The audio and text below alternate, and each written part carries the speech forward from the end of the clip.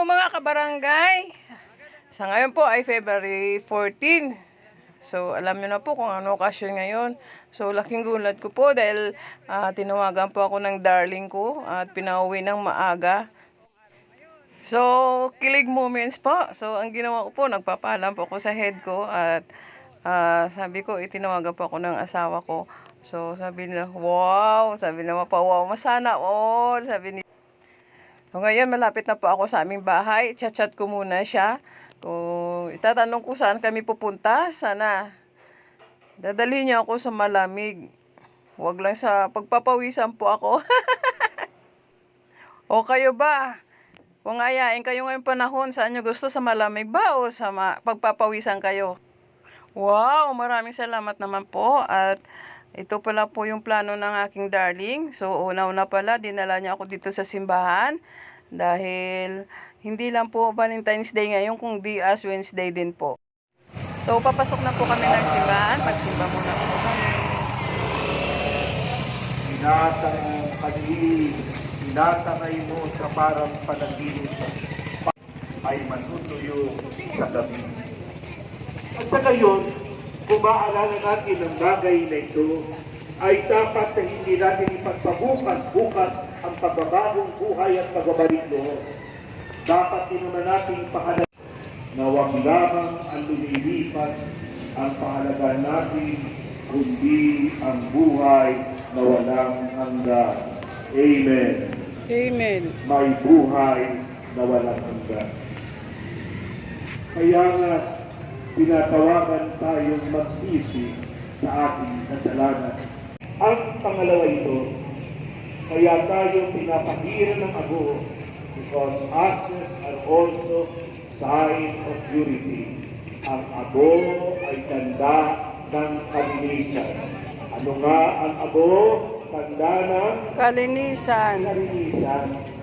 Hindi po madumi ang abo. Yung abo ipinahit sa inyong tandaan sa apoy. Hilingan ng apoy.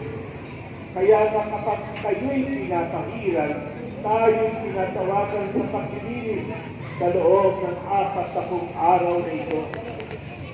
Burning process can be painful, but it is also purifying. Dagdaanan sa apoy, dilinis na ito, dilinis tayo, upang tayo'y maging malaya mula sa kasalanan. Tingnan niyo yung mga babaeng pinwait ang boyfriend. Panuorin nyo sa mga novela. Pagka nag-trace na, ano gagawin ng babae? Pupunta sa kwarto, titilasin lahat ng litrato, kukunin.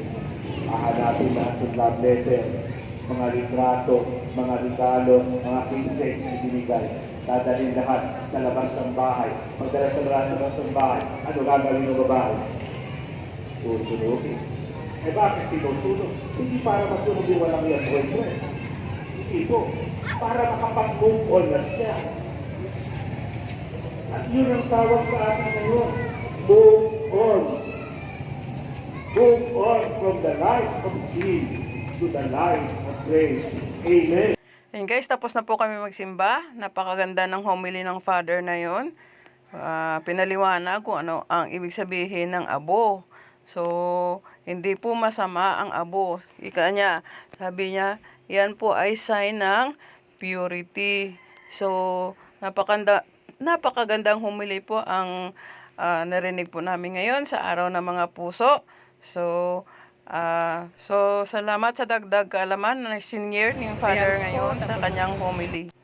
Ayun si Darling, nauna sa amin. Susundan namin kung saan niya kami dadalhin. Siguro sa malamig labing ngayon.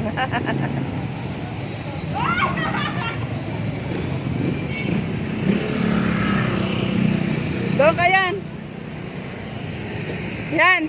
Yakap ka doon. Yakap ka.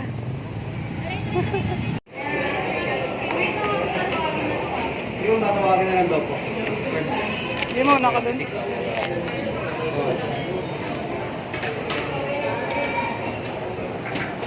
Sa babas daw na. Ito.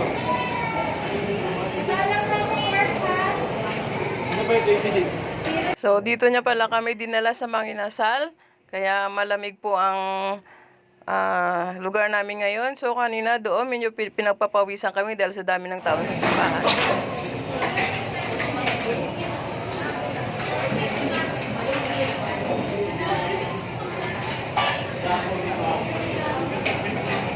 So ayan guys, ang in-order ng aking darling. So 3 lang po kami kakain. Yan po yung unang deliver na sa upuan namin. Sa lamesa namin pala. Pinapabawasan ko sa crew ang mga condiments kasi 6 sets ang binigay sa amin na 3 lang kami. So ayan, binawasan ko muna at sinabihan ko na 3 lang kami. Pati yung pinggan, 6 din po yung binigay sa amin. Sabi ko 3 lang po, kaya binawasan po niya ng 3.